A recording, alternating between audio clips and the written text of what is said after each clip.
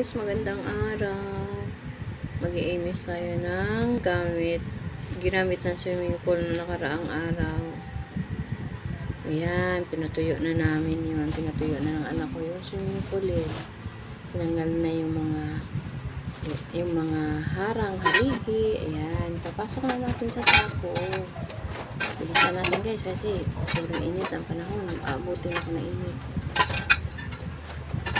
Kasi hindi ko na-antayin ng anak ko na matapos kasi nag-work siya eh. Work from home siya ngayong araw na to. Tapos sa bahay. Ayan. Magkasya. Ayan, balik natin, baliktarin natin para magkasya.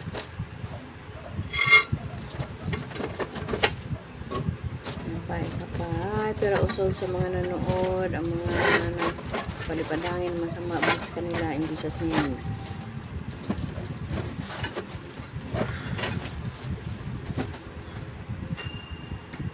Thanks for watching guys. I love you all.